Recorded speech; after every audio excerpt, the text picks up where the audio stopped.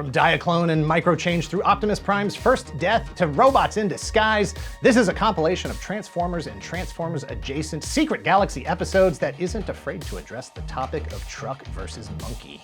This isn't just about Transformers, it's about a variety of transforming robots, Gobots, converters, and parasites. It's a look at how one simple idea could be, what's the word I'm looking for? Amplified, expanded, morphed, transformed into an entire industry of cartoons, comics, games, and most importantly, toys. So sit back and relax, or if you're driving, keep both hands on the wheel and your eyes on the road.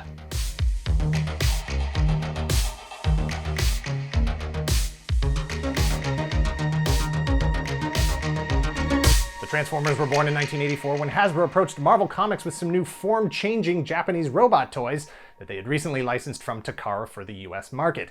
Hasbro was hoping that Marvel could work the same kind of mythology-building magic that they had performed in 1982 with the successful relaunch of G.I. Joe. Jim Shooter, then editor of Marvel Comics, was told by a Hasbro executive that, quote, "The Japanese storyline associated with the toys wasn't useful. Japanese kids apparently don't require much justification. Cars become robots, robots become cars," end quote. As if that in and of itself wasn't enough of a hook. Here, in the future, I already know about the existence of Transformers, but if you told me that you were going to start another new line of toys where the only gimmick was cars become robots, robots become cars, I would still be interested because it is useful. But Marvel believed in the greater emotional connection to original characters with personalities more than the strength of the form-changing gimmick. Fine. Plus, it was going to be way cheaper to create names and personalities than it was going to be to engineer new toys from scratch. The Transformers is the name Hasbro gave to the collective line of transforming robots licensed from Takara. In Japan, it was actually two distinct but very similar lines, Diaclone and Microchange. Diaclone were robots that transformed into a variety of sci-fi space vehicles and later designs based on real-life cars. Microchange was a subset of the Microman line of figures that dates back to 1974. Microchange included robots that transformed into everyday objects to help the Microman heroes in their fight against evil. Of course, Microman was just a shrunk-down version of Takara's 12-inch Henshin Cyborg, which began in 1972 after Takara licensed the G.I. Joe body design from Hasbro. G.I. Joe began in 1964 when Hasbro tried to replicate the success Mattel was having with the Barbie business model. Sell the base figure and then sell lots of accessories that have a higher profit margin. Tracing the origin back that far means if you really love your Transformers, thank a Barbie. Here's a quick and easy way to tell whether a G1 Transformer is from Microchange or from the Diaclone line. Tiny cockpits are Diaclone, everyday objects are Microchange. Optimus, the full-size cars, full-size jets, Insecticons, Diaclone. Megatron, Perceptor, Soundwave, Microchange. That method only works until about 1986 because once the Transformers hits big, Takara decides to end both the Microchange and Diaclone line to focus on producing Transformers. The Transformers introduced characters that have since become household names.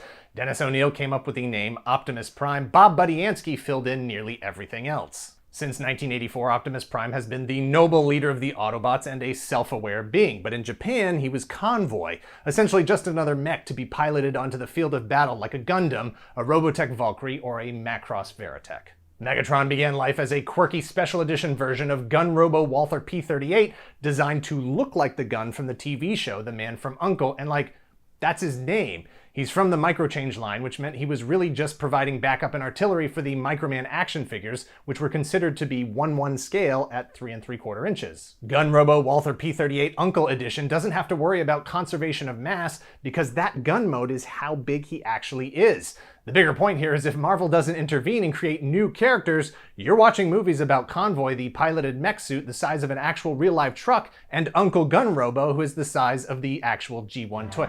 It's a very short movie.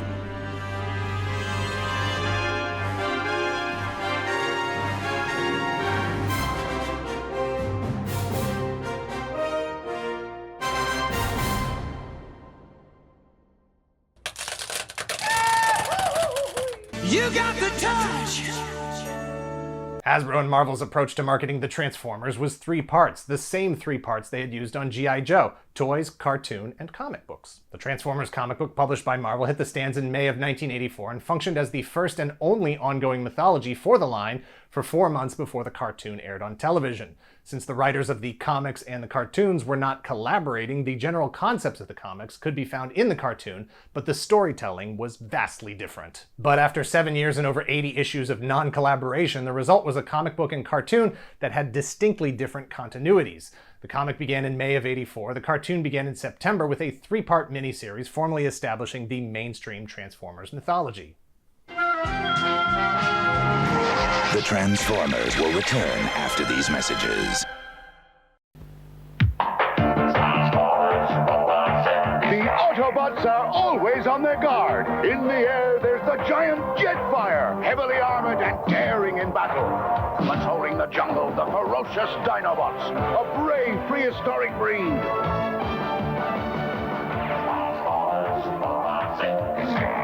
The Dinobots and Jetfire are ready for anything. Robots in disguise from Hasbro.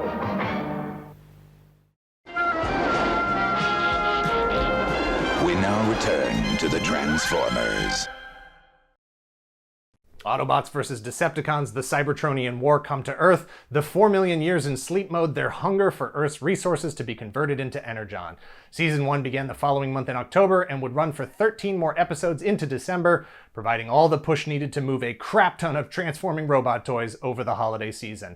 Transformers were an unstoppable astro train and would be renewed for a second season of 49 episodes from September of 1985 through January of 1986.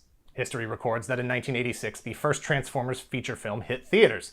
It featured an all-star cast including Orson Welles, Robert Stack, the Micro Machines guy, Eric Idle, Judd Nelson, and Leonard Nimoy. It had a soundtrack that never stopped a rock, and literally there is music playing for every frame of that film. It cost $6 million to make, and what else was I going to say? Oh right, they killed all the Transformers.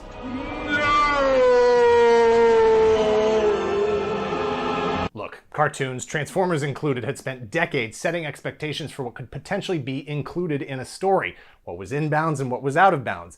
Death, permanent death, was not one of them. By the end of a 30-minute episode, everyone is supposed to be back to normal, ready to tell another disposable 30-minute story the next day. Transformers didn't even make back its budget on its US release, and I don't know, maybe that had something to do with bad word of mouth and lack of repeat viewing after everyone's childhood heroes were murdered before their childhood eyes. You see things a little differently after that. After everyone died in the movie, the new era of the Transformers began. The business idea was to cycle out the product that was no longer being manufactured and bring in a new wave of characters to keep the line fresh and healthy. From a business perspective, that is obvious and makes sense. It was the right move at the time. Where Hasbro misread the audience was that the mythology that they had sold their product on had become real and valuable. The audience had grown up with these characters over those very formative 3 years. To remove their favorite characters from the series was to remove their interest in the line altogether. Live by the mythology, die by the mythology. Rodimus Prime, RC, Cup, Galvatron, all important characters in the ongoing mythology, but even Hasbro had to admit that they had made a mistake in killing Optimus Prime. After a letter-writing campaign that I would love to see samples of, Hasbro brought Optimus Prime back in a 2-part season finale called The Return of Optimus Prime in 1987, and they've never killed him off again since. You got the touch. You got the power.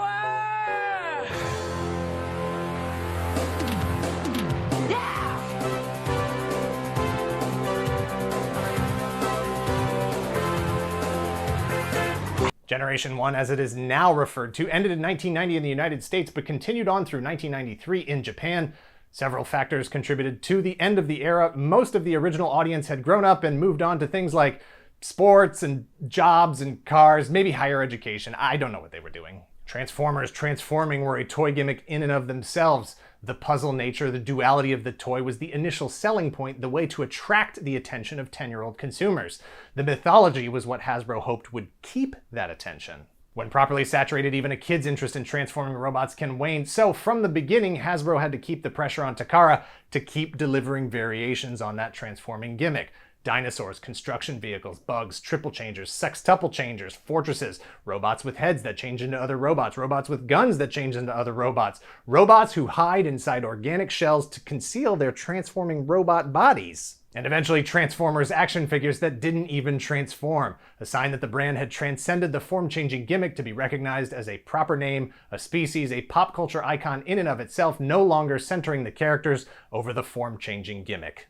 But at that point, by the 1990s, the market was pretty heavily saturated with all manner of transforming robots, and the US audience was superhero crazy after the success of Tim Burton's Batman movie in 1989, and the complete media takeover of the Teenage Mutant Ninja Turtles. It was time to put the Transformers on hold for a few years to regroup and rebrand. Transformers, robots in disguise, because what are the odds you'll get tired of playing with a robot and a Lamborghini at the same time? It's a defense mechanism first and foremost, but it's also job security.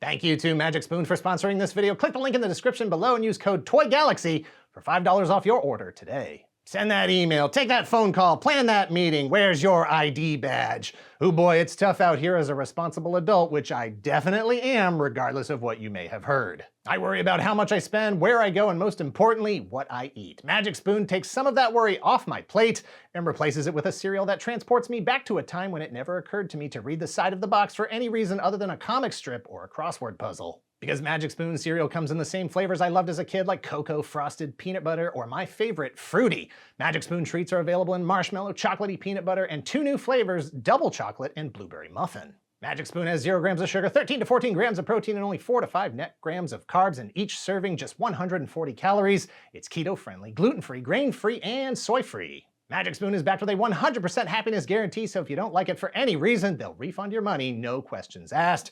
Magic Spoon also ships to Canada and the UK. You can also find it in your nearest grocery store. So click the link below or scan the QR code on the screen and use code TOYGALAXY for $5 off, or go to magicspoon.com/TOYGALAXY to save $5 off your order today.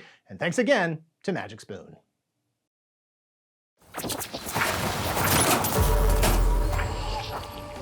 Xerox, Band-Aid, Kleenex, Photoshop, Velcro, Google, teleprompter. These are trademarked brand names that are synonymous with a specific product. Brands that do what they do so well that they have become the generic term for the entire field of products that fulfill that same consumer need. This video is about alien robots that change into vehicles locked in a civil war come to Earth from a distant galaxy. But this video isn't about Transformers. Hi, I'm Dan Larson, and this is the history of the Gobots.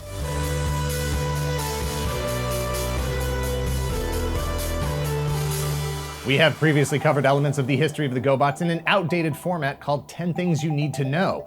While it allowed us to present a brief overview of Gobots in general, it also skipped a lot of basic stuff. We're revisiting it here to fill out the details and paint a more comprehensive picture of a line that very likely will never again exist in the familiar form that fans fell in love with.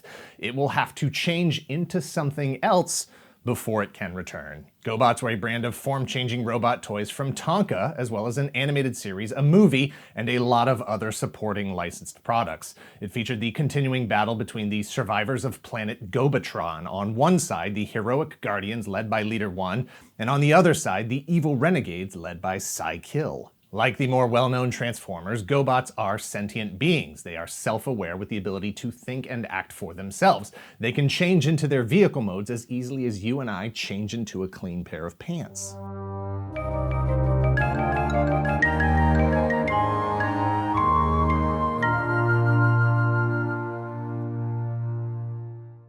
The difference between Gobots and Transformers, one of the differences between Gobots and Transformers is that Transformers are living robotic beings. Gobots are cyborgs who, at one time, were a humanoid-type species that had their organic brains transferred into form-changing robot bodies in order to save their species. And that narrative of self-preservation through technology, the merging of human and machine, the consideration given to the continued evolution of a species, the warnings about the dangers of our continued dependence on technology and the potential negative implications, the escalation and exportation of war beyond our own galaxy facilitated by the advancement of technology, elevates Gobots to one of the premier pieces of contemporary, speculative, transhumanist, transmedia works of art for 8-year-olds.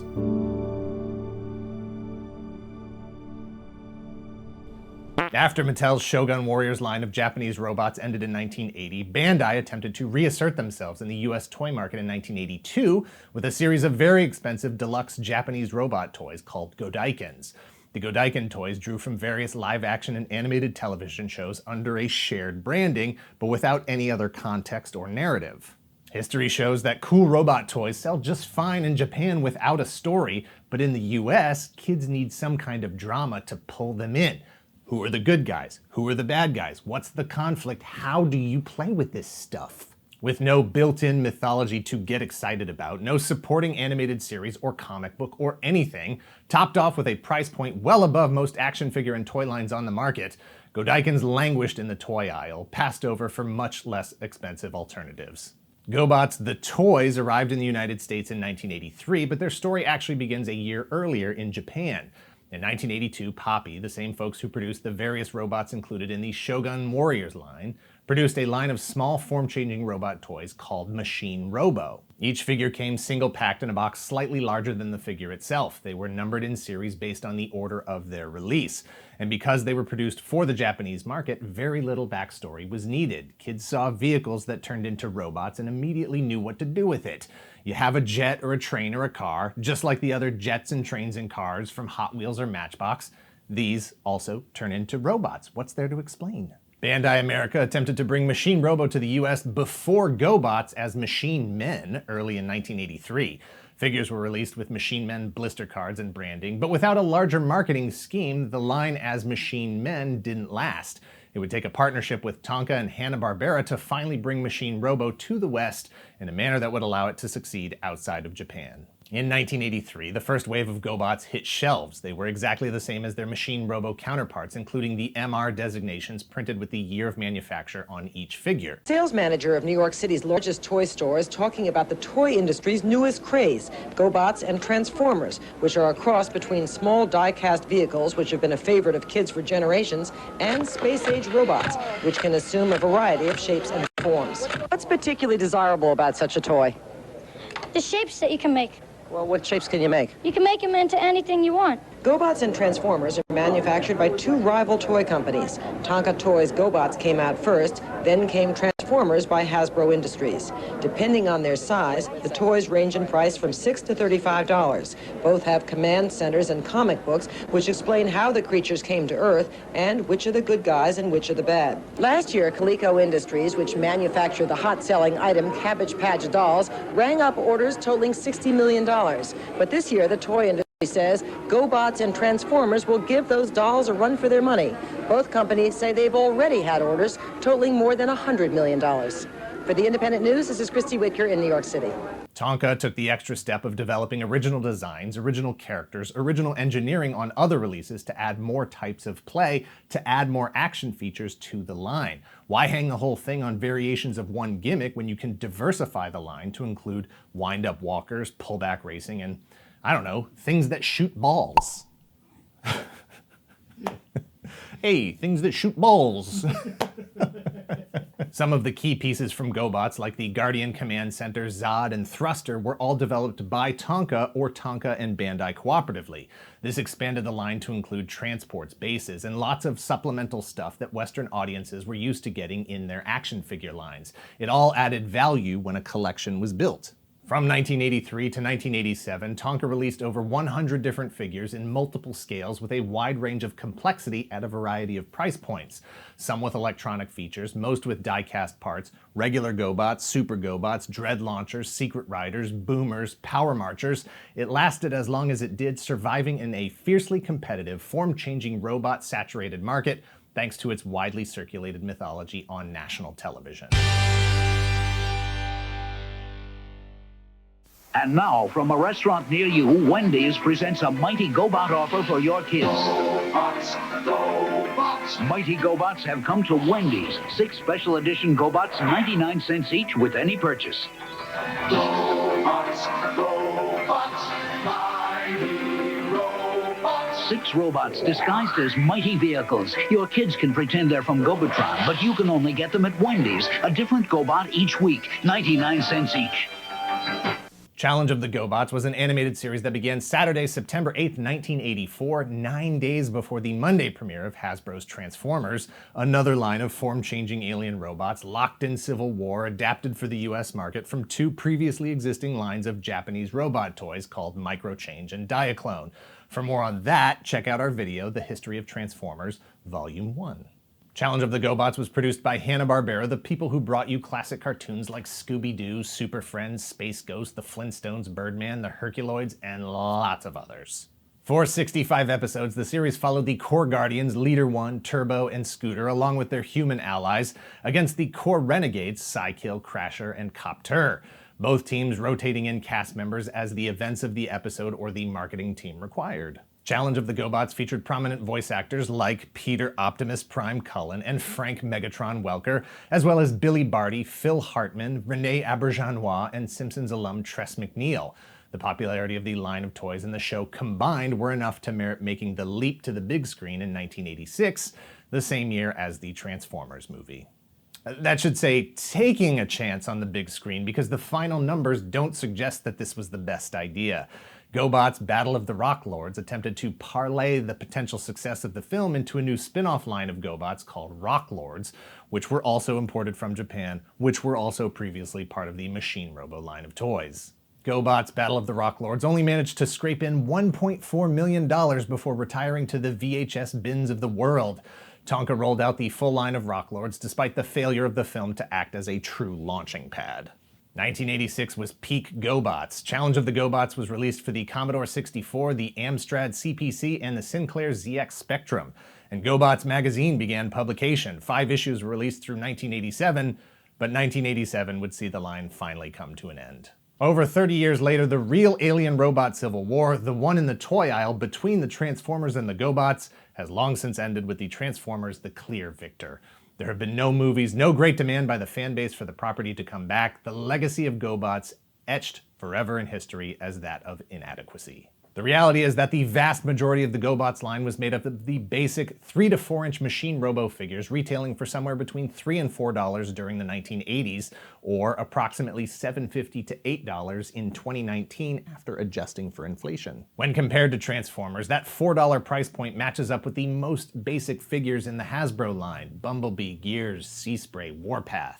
The Super Gobots at $10 to $12 were priced comparably to figures like Prowl, Jazz, and the other standard-sized Transformers roster, but with fewer accessories, fewer characters, and less complex transformations. And it didn't stop there. Transformers also had figures like Jetfire around $25, and even super deluxe offerings like Omega Supreme around $50. While Gobots may have been intended for a younger audience from the beginning, both in terms of the complexity of the toys and the production of the cartoon, the price points of the products guaranteed it. Other merchandise related to the brand certainly diluted the perception of quality. Scooterbot, a ride-on toy produced by Sale Toys, looked nothing like anything in the line. It was a Gobot in logo alone.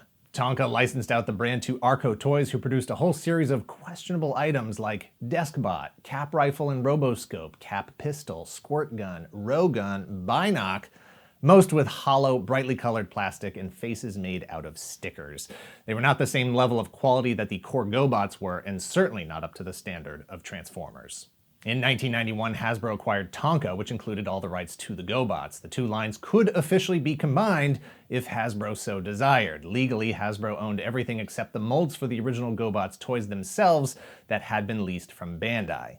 But Hasbro was in no rush to try to capitalize on the Gobots name in any substantial way. A figure called Leader One here, a line of beginner toys called Gobots there, an appearance by a character that looks a lot like Psykill in a Transformers comic getting defeated in gladiatorial combat by a young Megatron.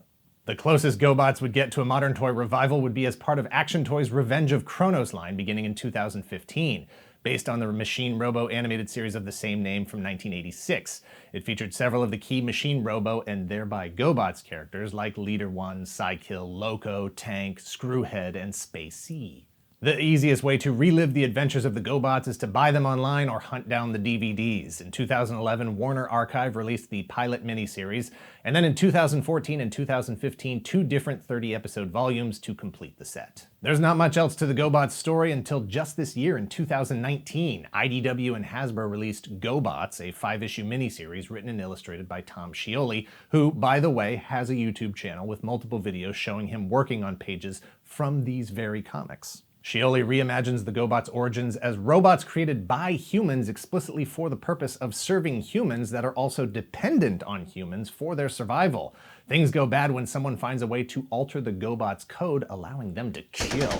There's a lot of killing in these 5 books. Humans, Gobots, everybody gets a little killing. Is there a future for the Gobots? Gobots are now part of the Transformers universe, existing somewhere way out on the fringes, another species of form-changing robot. In another time, in another place, Gobots could have been just as big as Transformers, but instead is burdened for all eternity with the reputation of being not Transformers, even though they do. Creating a multi-billion-dollar brand that reshapes the pop culture landscape and lasts for several generations is no easy task. It would be an understatement to say that there are a lot of moving parts. It gets even more complicated when that new brand is a hybrid of pre-existing brands that are already popular in another market on the other side of the planet. Some of the characters born anew will become household names. Some will rise to unknown heights of popularity and new depths of "this isn't the one I asked for, Mom."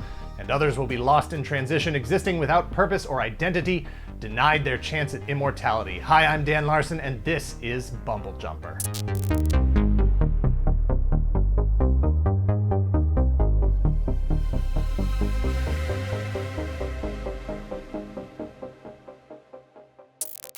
In 1984, Hasbro Toys licensed a whole bunch of form-changing Japanese robots from Takara. The robot toys were drawn from both the Diaclone and the Microman Microchange brands that were already successful in the Japanese market. Hasbro could see the potential for the 2-in-1 toys in the US, but needed to make some changes and find a way to pull them all together into one proprietary intellectual property.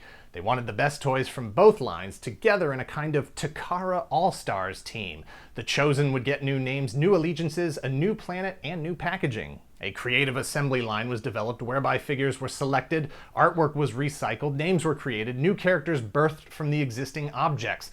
A new mythology formed through the association of various toy cars and airplanes and guns. Hasbro was feeling the pressure from competitors who were attempting to do the same thing with other imported Japanese robots. In their haste to get the product to market, to release not just the toys themselves, but also a coordinated, all-encompassing marketing blitz that included comics from Marvel, a daily cartoon, and various other products, it is possible that some characters may have fallen through the cracks. Takara had a lot of figures that looked a lot like a lot of their other figures. Megatron wasn't the only gun in the Microchange line. Optimus wasn't the only truck in the Diaclone line. There were a lot of little cars that all kind of looked like the same thing and had the same method of transformation. But in the US, the comics, the cartoon, and the toys all had to be on the same page. Takara's Microchange line was intended to be robots that changed into actual life-size toys or everyday objects. Full-size common stuff like radios and guns in their alt modes, and robots in their robot modes. One of those everyday objects were Takara's own Penny Racer toy cars, resulting in an internal branding crossover Easter egg.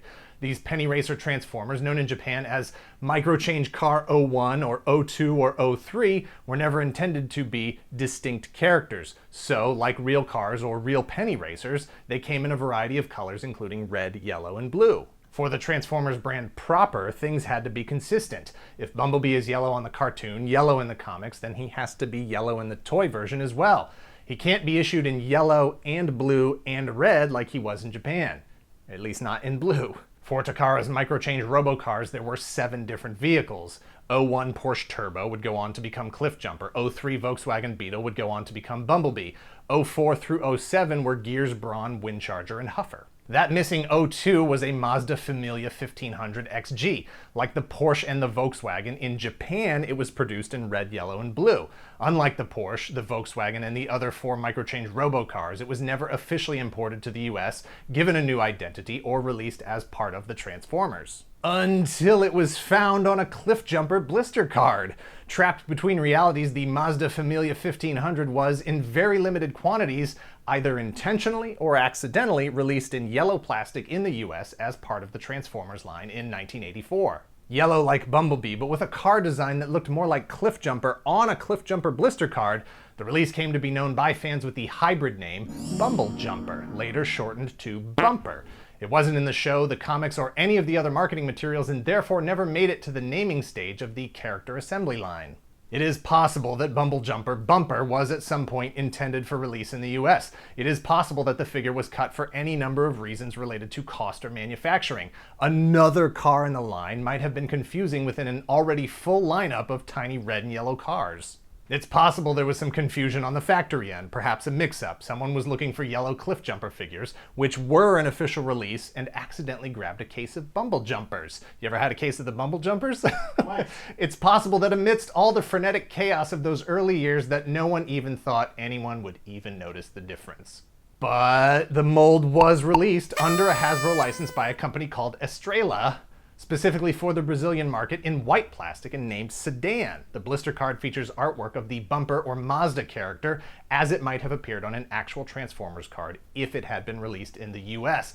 The only thing that can truly account for this are cracks in the timeline, fractures created by a wormhole of some sort, where realities have begun to bleed together. In 2004, Dreamwave Comics would officially incorporate Bumper into Transformers canon as a subordinate to Bumblebee, and later in 2007, IDW Comics would reset the continuity, reintroduce Bumper again in the past to have him killed off by Megatron. In another time, in another place, at a minimum, there would have been one more official tiny car robot that hung out with Cliffjumper and Bumblebee and transformed the exact same way. At most, he might have been a beloved character, but for now, Bumblejumper, Bumper, Sedan remains trapped in a limbo of time and space belonging to all worlds and none at the same time, a Transformers oddity. The Transformers the Movie is an animated feature film released in 1986 based on the wildly popular toy line created by Hasbro 2 years earlier in 1984. It is also a turning point when Transformers fans and Hasbro executives got a painful lesson in the power and value of story-driven marketing. In the distant future of the year 2005, the Autobot-Decepticon war is reaching a potential climax after millions of years of fighting.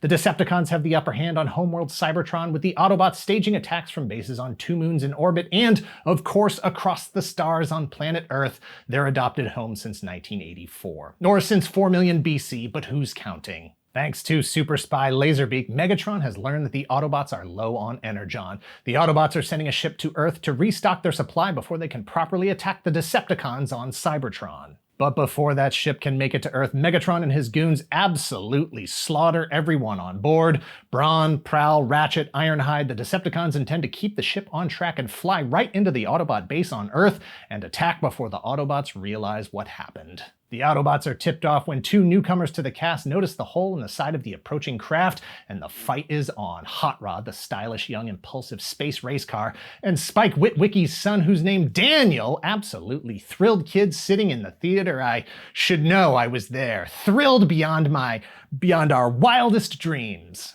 A battle ensues that sees both sides take damage in ways that the daily cartoon had never depicted before. Young viewers experiencing trauma on top of trauma, building up to the main event, Optimus Prime versus Megatron. Ultimately, the Autobots prevail in the battle, staging a successful defense of the Earth base, but at a very high cost: the death of Optimus Prime at the hands of Megatron, which was, and still is, highly controversial. Nonetheless, just before he dies, Optimus passes the Autobot matrix of leadership to Ultra Magnus, whom he trusts to carry the burden of the fight for freedom throughout the galaxy, or to hand it off to the next most qualified Autobot. Megatron didn't do so well either. While he isn't killed in the fight, he's barely functioning and certainly in no position to enforce his authority within the Decepticons. On the trip back to Cybertron, his second-in-command, Starscream, takes over. Megatron and the handful of Decepticons, too wounded to resist, are cast out into space to fend for themselves, surrendered to fate. Fate takes the form of an evil planet-sized monster transformer called Unicron, a godlike force in power and scale. He makes Megatron an offer he can't refuse. If Megatron agrees to find and destroy the Autobot matrix of leadership, the only thing that can kill Unicron, Unicron will give him the power and resources to accomplish the mission, reborn as Galvatron.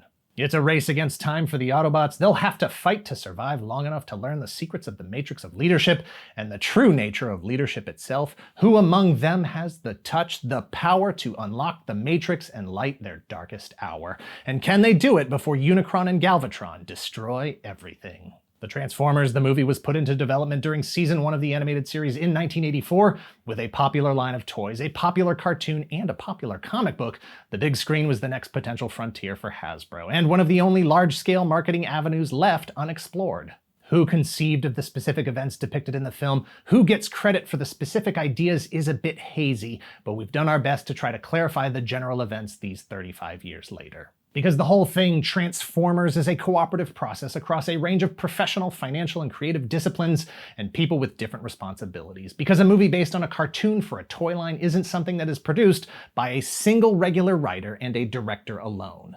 At the high level, you have executives at Hasbro and Takara, the two toy companies that produce the physical toys and own the intellectual property based on them. At the end of the day, their job is to sell as many toys to as many kids and make as much money as possible. At the medium level, you have Griffin Bacall Advertising, the marketing company that owned the production studio Sunbow Entertainment. Griffin Bacall and Sunbow worked for Hasbro with Marvel Productions to produce, among other things, cartoons like Transformers and G.I. Joe. At the lower level, you have the teams of writers, artists, and designers working on producing the various elements of the mythology at Hasbro or Marvel or Toei Animation, people who are earnestly trying to do their best but are limited by the decisions being made by the two higher levels of management. No one person wrote this movie, no one person created any of the characters or events depicted. Concepts were introduced and or mandated at different levels of the production process by different entities with different interests. That said, Ron Friedman is credited as the writer and claims he is the only person who worked on the only 2 versions of the finished script. Nelson Shin is credited as the director, and 8 different people are listed as various kinds of producers. According to Flint Dilley, an associate producer, script supervisor, and sometimes writer for the regular series, a story consultant for the movie, the first draft was done by Ron Friedman. Ron Friedman had television credits going back to the 1960s. He wrote the 5-episode miniseries that launched the G.I. Joe cartoon and was working on the G.I. Joe movie that was in production at the same time as Transformers. Why Ron Friedman? According to Dilley, Friedman had a really good agent who ensured that if movies were ever developed from properties like G.I. Joe and Transformers, Ron Friedman would be the one to write it. Also, according to Dilley, the first draft that Friedman turned in had pretty much everything in it that everyone at every level of management wanted in it. It was too much. Dilley has explained that, given the constraints Friedman had to work under, that script was, understandably, an incohesive collection of ideas and beats that weren't a proper screenplay.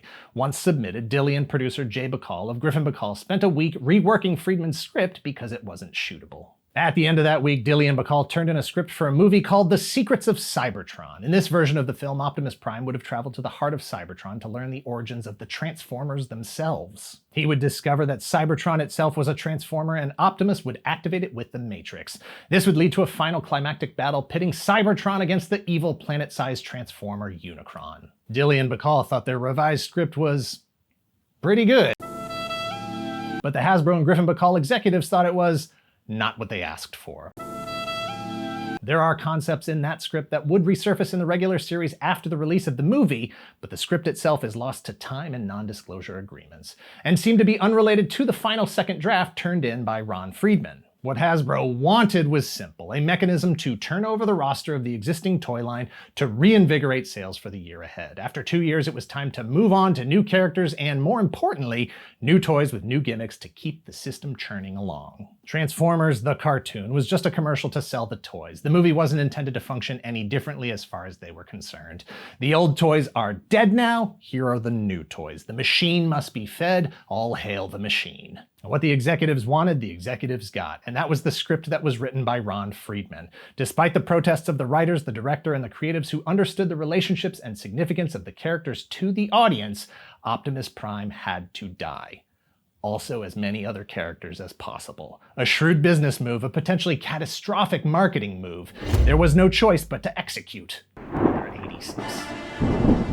Ron Friedman fought hard, strongly recommending against killing off Optimus specifically. He knew death was not an element that the kids who were watching the show and buying the toys were used to, nor expecting within the established parameters of the series. Furthermore, he knew that the characters had been deliberately developed with specific archetypes that children would instinctively connect with.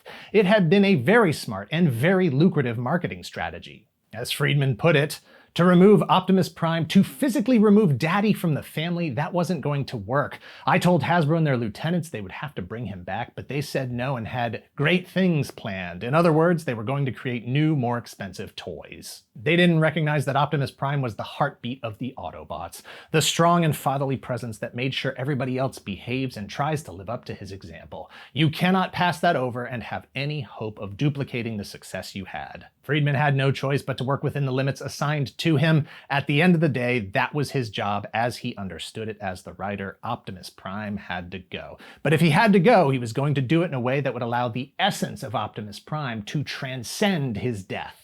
That transcendental essence was what evolved into the matrix of leadership. Yes, the physical form of Optimus would be lost, but the values that informed his characters, that made him who he was, would be manifested in his true successor as chosen by the matrix itself, Hot Rod, who would become Rodimus Prime.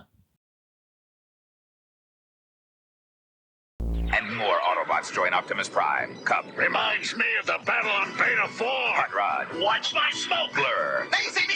NATO! And these are the new Decepticons, the evil Cyclonus. I'm spoiling for a fight. And Scourge. No one escapes the sweep. But soon, a new Autobot leader will arrive, introducing Rodimus Prime. No one can take on the Decepticons like Rodimus Prime. Transformers! Robots in disguise. The Transformers, each sold separately from Hasbro.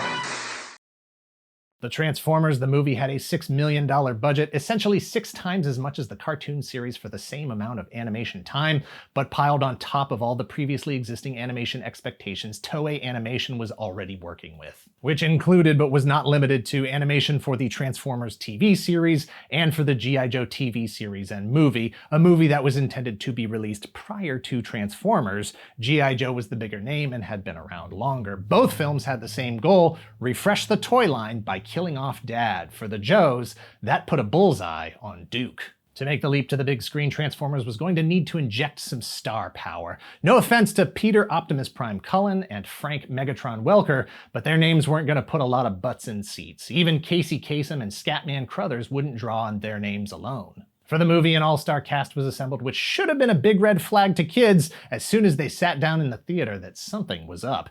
Credits with big-name actors as characters they had never heard of before were dominating the screen as the theme song played. Eric Idle as Wreck-Gar, Judd Nelson as Hot Rod, Leonard Nimoy as Galvatron, I never heard of most of them. Robert Stack as Ultra Magnus, Lionel Stander as Cup, Orson Welles as Unicron. Who are these fucking guys? The Transformers, the movie, was the final feature film performance for both Scatman Crothers and Orson Welles. Welles passed away about a month after recording his lines for the film. He is famously quoted as proudly proclaiming to his biographer, Barbara Leeming, "You know what I did this morning? I played the voice of a toy. I play a planet. I menace somebody called something or other, then I'm destroyed. My plan to destroy whomever it is thwarted, and I tear myself apart on the screen." The Transformers, the movie, had an original score and songs composed by Vince DiCola, fresh off his hit score for the 1985 movie Rocky IV. It was a challenge as most of his music was developed using only storyboards for the film. It wasn't until the film was finished that he could go in and properly marry the music to the emotional beats. You got the touch. You got the power. The soundtrack also features Dare to Be Stupid by Weird Al Yankovic and 2 songs sung by Stan Bush.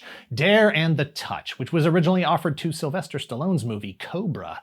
Lion brought an epic version of the Transformers theme as well. 2 songs, Nothing's Gonna Stand in Our Way and Hunger, are credited to a band called Spectre General, even though that wasn't the name of the band. The name Kick-Axe was changed without the permission of the band for concerns that Kick-Axe wasn't appropriate for a kids movie and ultimate release on cassette and CD. The Transformers, the movie, was released on August 8th, 1986 in the United States. It made $1.7 million in its opening weekend, which put it right behind About Last Night in 14th place.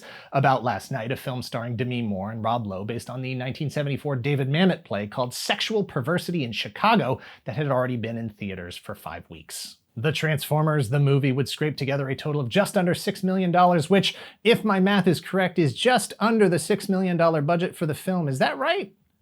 It is currently in 110th place for 1986, right behind Highlander and another Hasbro film, My Little Pony, the movie.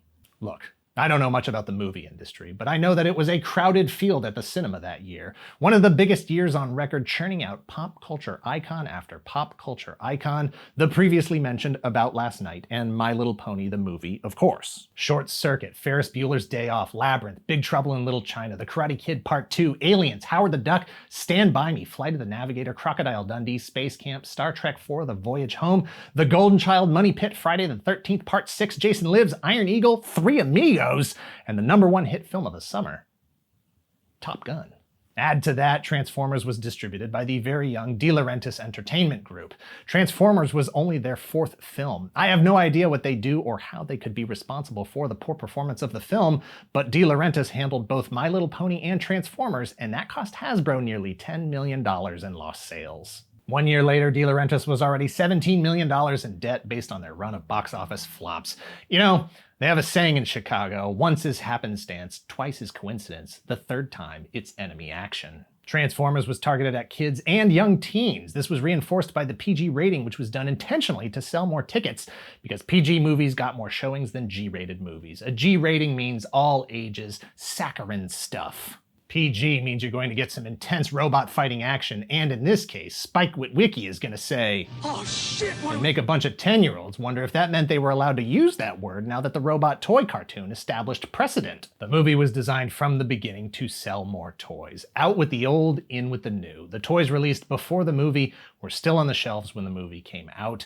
The difference with these characters and these toys is the shift from reliance on previously existing molds that had been a part of existing Japanese toy lines. Ultra Magnus notwithstanding. Optimus, Ironhide, Prowl, Windcharger, all the dead Autobots, Megatron, Skywarp, Kickback, Bombshell, all the reformatted Decepticons.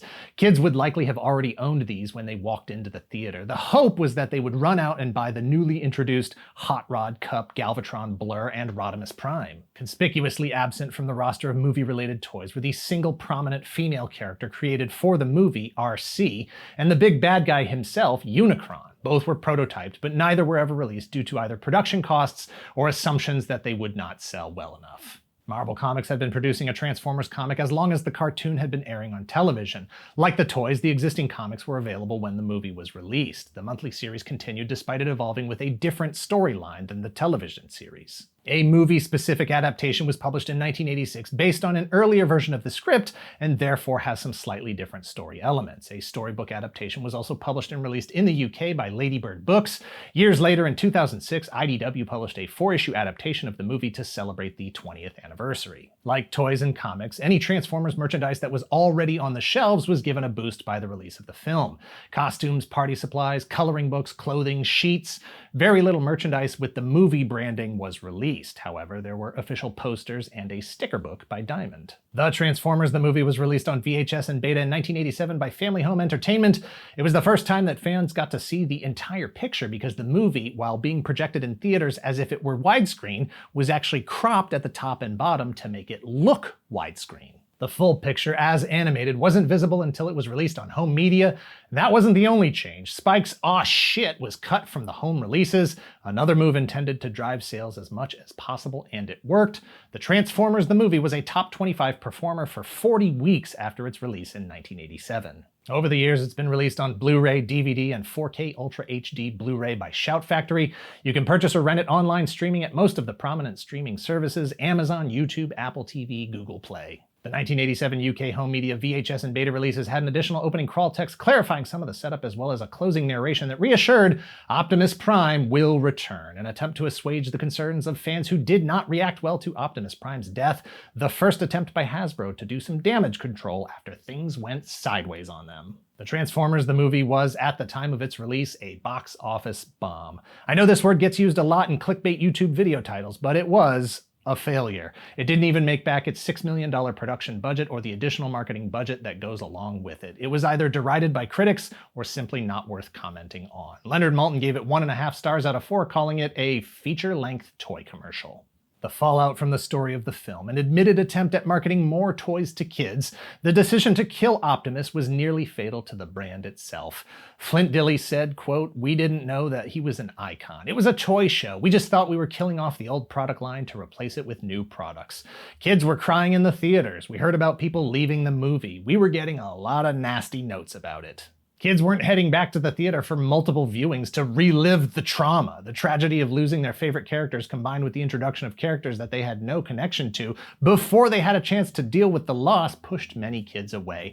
To this day, some fans hold a grudge against Hot Rod for not getting out of the way. It was Prime's fight. The reception to the film, to the death of Optimus Prime, was so negative that it killed any further efforts Hasbro had planned for theatrical releases of films based on their products.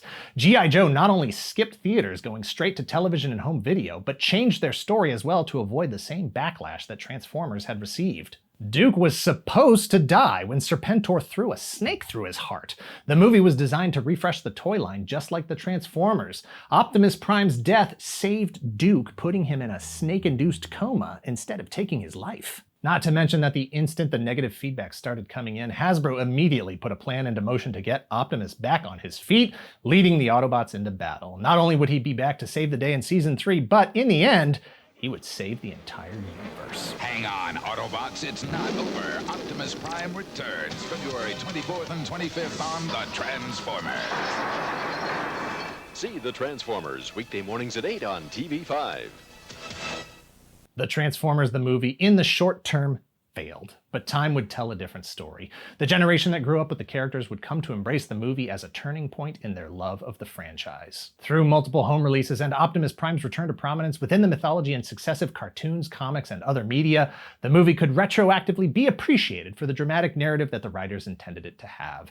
It was special to be able to see who would take on the mantle of Prime after Optimus was gone. Hot Rod could be appreciated as the leader he came to be in Rodimus. The movie could have been the end of the brand, but history shows that the toy line would continue through 1993 before a brief period of repaints and then giving away to Beast Wars in 1996. Today, 35 years since the release of the movie, Transformers is doing fine. Last year alone, 68 different Optimus Prime figures were released. Is that right? We are taking the children. The 2007 live-action film Transformers accomplished the feat of bringing the franchise to movie theaters in a way that the producers of the 1986 movie could not have imagined, with realism and real profits, incorporating some elements introduced in the 1986 movie, driving the brand for the next decade and itself getting rebooted in the process to power on into the future with 2018's Bumblebee movie and a sequel planned for 2022. You got the touch. You got the power. Generation 1 still dominates the Transformers landscape. Stan Bush's The Touch found its way into Transformers games and movie soundtracks. He and Vince DiCola have performed their songs at conventions all over the world. A tribute band called Cybertronic Spree has made a name for themselves wearing costumes featuring main characters from the movie while performing songs from the soundtrack. Super 7 released figures for the 35th anniversary, and of course Hasbro has gone back to the well time and time again, with figures for everyone from Cup to Blur to RC to Wreck-Gar, Sharkticons, and Quintessons. Most recently in their Studio Series line with some of the best, most accurate representations of the movie characters ever produced. In 2019, Hasbro ran a crowdfunding program to finally give Unicron his due. A massive transforming figure was realized on the strength of over 10,000 backers, contributing at least $575 apiece. That's just under $6 million, which, if my math is correct, is just under the production budget to make the movie in the first place. Is that right? It's like poetry. It rhymes. 35 years later, the Transformers the movie still has the touch, still has the power. It's returning to theaters this year in 2021 to mark the 35th anniversary. Fans and Hasbro marketing executives learned a lot, and those lessons are still with us today because, you know, sometimes when your hopes have all been shattered, there's nowhere to turn. You wonder how you keep going. Instead, think of all the things that really matter and the chances you've earned. The fire in your heart is growing. You can fly if you try, leaving the past behind. Heaven only knows what you might find. Probably more Transformers.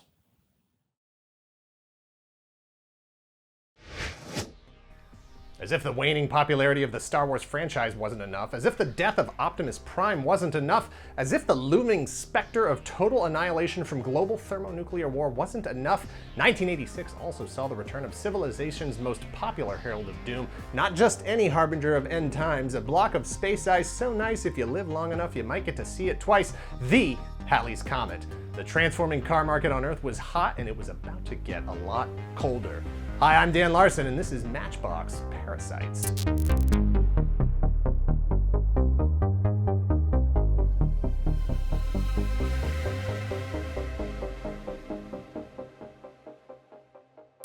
In 1985, a pop culture fever was building around the approach of Halley's Comet.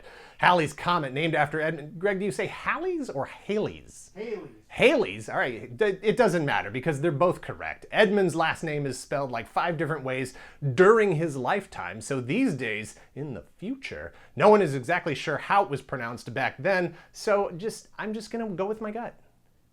Halley's Comet is named after the guy who figured out that what astronomers thought were 3 different comets back in the 16 and 1700s were actually the same comet returning on 3 different occasions. Halley predicted the world would see the comet again in 1758 and then about every 75 years for the rest of eternity. This is a long way to go to say that Matchbox marketing scientists knew the comet was going to be passing by in 1986, so they wanted to get the toys out in 1985. Comets, of course, are a sign of the end times, and you want to make sure the kids have something fun to keep them occupied while the rest of us have our faces melted off and the mountains explode from the inside. Matchbox was looking for a way to push back on the transforming robot craze, which was making gains on the pocket-sized toy car industry previously exclusive to themselves and their more popular American counterpart, Hot Wheels. To defeat the transforming robots, Matchbox developed a line of die-cast cars that were more than they appeared to be to the naked eye at first glance, mechanical aliens in disguise.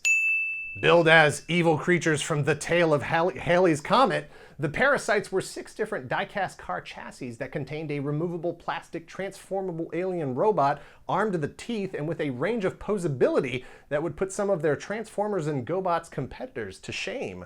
Parasites took advantage of the same principles that other popular transforming robot toys were taking advantage of. The puzzle nature of the toys' transformation separating those who could from those who could not solve them.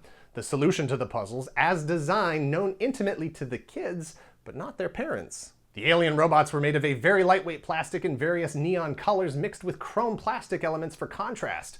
Their accessories were all built into both modes, acting as handheld weapons in robot mode or sticking out of windshields or off the sides, really making it hard for them to blend in with casual commuter traffic. This wasn't a typical 80s toy line rollout though. While there was a basic mythology built into their creation, there was no cartoon or comics. The premise was simple. Evil aliens had come to Earth to hunt, kill, destroy. They were here to do all the evil things, and there were no good guys. You, the collector, had to collect all of them before they collected all of you, us. I'm unclear on one particular detail. Transformers and Gobots were, in general, according to their cartoon mythologies, supposed to be giant robots and vehicles and stuff, with the exception of things like Megatron, Soundwave, or Perceptor. There are object-based Transformers who were intended to be actually life-size in alt mode. Megatron's gun mode is life-size when you hold it in your hand. With Parasites, it's not clear as to whether these cars were supposed to actually be miniatures of full-size cars, or if this was actually the aliens' takeover plan to, step 1, disguise themselves as pocket-sized car toys to infiltrate the ranks of the humans, and then step 2 isn't really very clear how they expand out from this. Step 3, profit? There were only 6 Parasite characters. This is from their file cards. Specterite is the leader, a master of mind control bent on conquest and destruction, but he's just like you and me. He wraps, twists, and bends his body to fit inside a Ford pickup truck. Terrorcite is the scout and also the largest of the Parasites when he unfolds into a giant robot snake. Destructite is the master of destruction. That's a top post in any evil organization. Gamacite is the master of detection, or I guess he's a detective, an evil detective? Nemesite is a flashy dresser with an outgoing personality voted most likely to attack. That's top marks considering he's not the master of destruction. And of course, Extermicite, the silent and sinister hunter who hides inside a Dodge Caravan. Sometimes you don't even have to write a joke. Like Halley's Comet, Parasites didn't stick around for long. Figure collectors didn't want flimsy aliens stuffed into their cars. Car collectors didn't want robots. Without a cartoon, comic book, or even a breakfast cereal tie-in to support it, there was no way to keep paying rent inside a kid's head long enough to get circled in the holiday catalogs. It's possible Wave 2 is due out the next time Halley's Comet circles back to planet Earth in the year 2061. Toys should be on the shelves in 2060, so I mean that's a little more realistic. But for now, Matchbox Parasites remain a once-in-a-lifetime oddity from our year of the comet, 1985.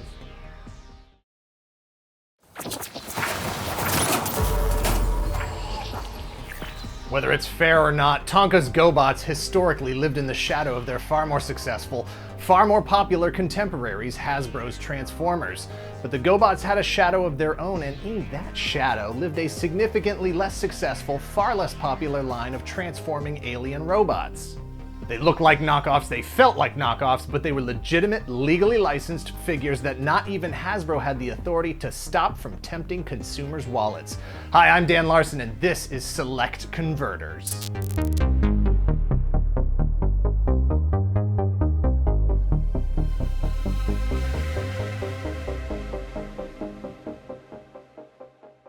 In the early 80s, you couldn't move through a room without stepping on a transforming robot licensed from Japan, rebranded for the Western audience. Or so my father said, instead of apologizing.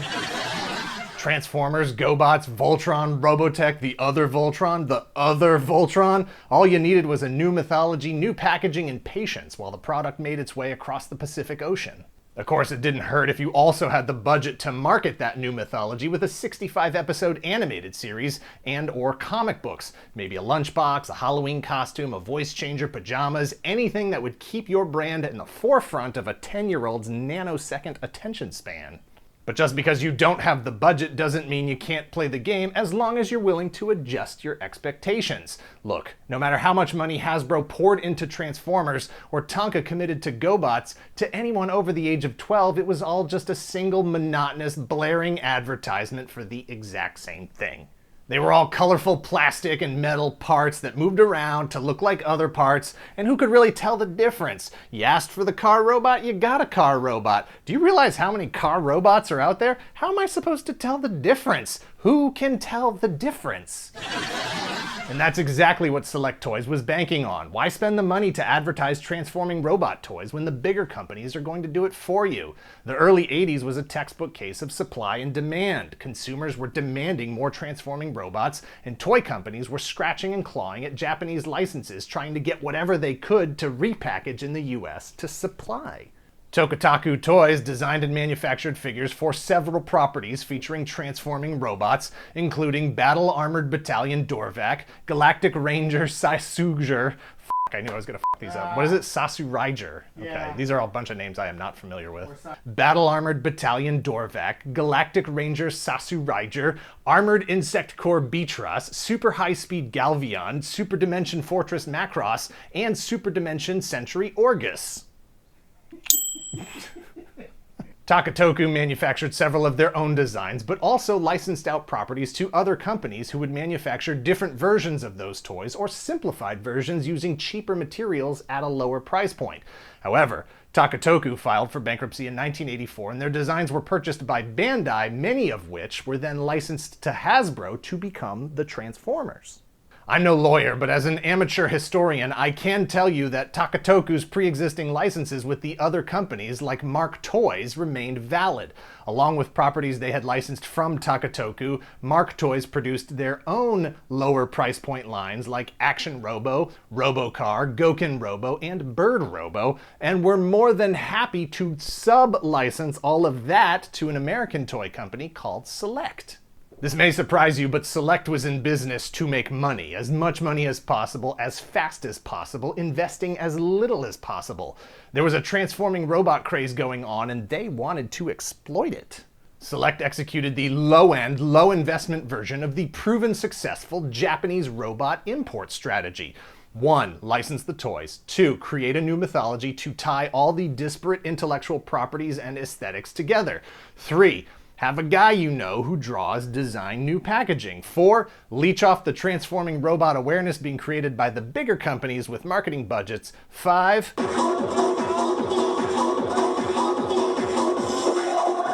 1984, Select Toys released Converters, a line featuring a diverse assortment of brands brought together through the loopholes of bankruptcy and international licensing. Select Toys licensed whatever Mark Toys put in front of them, and Mark Toys put everything they had out there. It's the reason you can have a single toy line with the Valkyrie from Macross, who would later go on to be Jetfire in the Transformers, as well as a robot Peacock and a slot machine. Uniformity of packaging and branding did all the work, carried all the weight of tying these toy lines that were from different intellectual properties, different scales, and in some cases, different aesthetic approaches, together the same way Hasbro did with Transformers.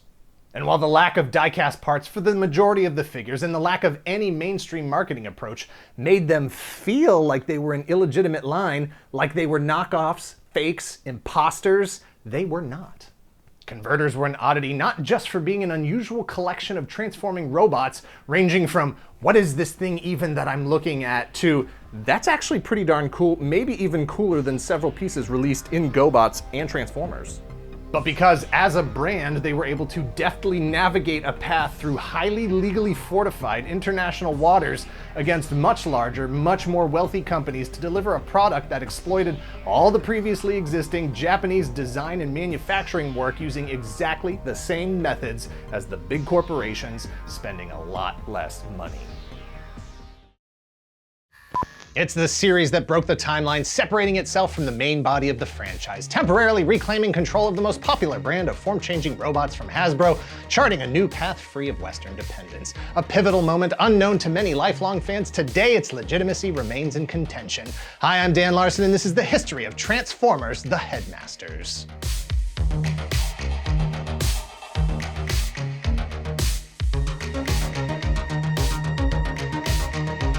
Transformers: The Headmasters is an animated series that aired one season of 35 episodes in Japan from July of 1987 to March of 1988. It forked the Transformers timeline in a completely different direction than the US cartoon and gave birth to the Battle Beasts. It is the year 2011, 6 years since the destruction of Unicron by Rodimus Prime, wielding the power of the Autobot Matrix of Leadership. 1 year since the return of Optimus Prime, who died at the hands of Megatron, then came back from the dead only to sacrifice himself again before coming back from the dead again and reclaiming his role as leader of the Autobots. Optimus Prime was forced to take the Matrix of Leadership back from Rodimus Prime, who, like the rest of the Transformers and humans, had become infected with a deadly hate plague. The wisdom within the Matrix, the only thing that could destroy the plague, Optimus once again saved the day, but the cost this time was the Matrix itself. The loss of the Matrix's power causes Vector Sigma, the computer at the heart of the Transformers' home planet Cybertron, to destabilize. And that is when Galvatron decides to attack both Cybertron and Earth. His evil crew bolstered by the mysterious new Headmasters, Mindwipe, Skullcruncher, and Weird Wolf. Transformers who can convert their heads into smaller robots that pilot their bodies as vehicle modes, whether it's a spaceship or a robot bat. But the Autobots are preparing their defense. Ultra Magnus commands the forces of Earth, while Optimus heads to Cybertron to reinforce the front line and see what's going on with Vector Sigma himself. If the computerized heart of Cybertron needs a reboot, Optimus is happy to die again to make it happen. Meanwhile, Hot Rod leads the effort to find the original Matrix hidden somewhere on Earth until such time as it recharges itself. Hidden, of course, by Optimus, who refuses to tell anyone where it is. I used to be a piece of shit. Just as it seems like the Decepticons and the new Headmaster troops are going to conquer Cybertron and prevent Optimus from avoiding a planet-wide blue screen, Chrome Dome, Hardhead, Brainstorm, and Highbrow arrive. 4 new Headmasters to fight alongside the Autobots. It's going to take all the old Autobots and all the new Autobots combined for Cybertron and Earth to survive another day. What is the mysterious origin of these new Transformers? Where do their loyalties lie? And how did they become Headmasters? Hasbro's Transformers as a franchise kicked off in 1984, centered on toys produced by the Japanese company Takara. The short version is that there were 2 different Takara toy lines, Diaclone and Microchange, imported to the US, merged and rebranded as Transformers by Hasbro. Marvel Comics and their film and television development wing, Marvel Productions, were an integral partner in Hasbro's marketing campaign. Marvel and their partner, Sunbow Productions, created many of the characters in the mythology through their comics and cartoons, a plan Hasbro had previously utilized to great success on G.I. Joe. A plan every toy company in the country was attempting to follow thanks to deregulation by the Reagan administration, deliberate efforts taken by government to make marketing directly to kids via 30-minute television commercials designed as entertainment perfectly legal. After 65 episodes over 2 seasons from 1984 through 1985, Hasbro attempted to simultaneously capitalize on the popularity of the Transformers with a feature-length movie released to theaters in August of 1986 and implement a line-wide product refresh by killing off a bunch of characters, and replacing them with new toys. 30 more episodes of the daily syndicated animated series followed from September of 1986 to February of 1987, the last 3 of which featured the shocking return of Optimus Prime after the negative audience response to his shocking death in the 1986 movie. Things were temporarily returned back to default settings as Optimus Prime had no choice but to take the matrix of leadership back from Rodimus Prime to save his life from the hate plague, to save all the lives from the hate plague. If Rodimus hadn't been infected with hate, he would have thanked Optimus for doing it. After the defeat of the hate plague, Hasbro essentially called it a day on the Transformers animated series, happy to ride the existing 3 seasons of 95 episodes through syndicated reruns,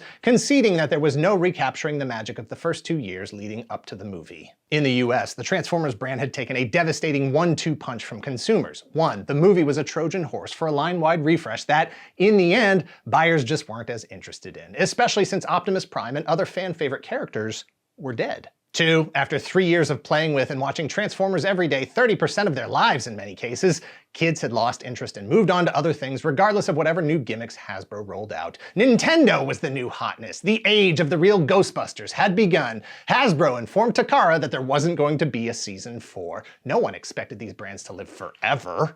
Meanwhile, in Japan, Takara wasn't done with the Transformers. See, Takara created the 2 toy lines, Diaclone and Microchange, that became the Transformers in the early 1980s. After seeing the popularity of the international brand created by Hasbro thanks to that merging of those toy lines, they embraced both the rebranding and the mythology created to support it. Japan watched the first 2 seasons of the US Transformers cartoon as a single 65-episode season titled Fight Super Robot Lifeform Transformers from July of 1985 through November of 1986, which means they still didn't know about the death of Optimus Prime in the August 1986 US release of the Transformers the movie even 3 months after it happened, because the Transformers the movie didn't open in Japan until 1989. The 30 US Season 3 episodes made after the movie were broadcast in Japan as Season 2, now titled Transformers 2010, from November of 1986 through June of 1987. The 2010 name refers to the fact that the timeline for the Japanese series was moved forward from 1 year after the destruction of Unicron in 2005 as established by the 1986 movie to 5 years after the destruction of Unicron, to account for the differences in continuity because the Transformers the movie didn't open in Japan until 1989. After Hasbro told Takara that there wasn't going to be a 4th season, Takara struck out on their own. They hired Toei Animation, the studio that produced the first 3 US seasons of the Transformers, to create a new Japan-exclusive 4th season to better promote the new 1987 Headmasters toys. The Headmasters 指揮官クロームドーム発進見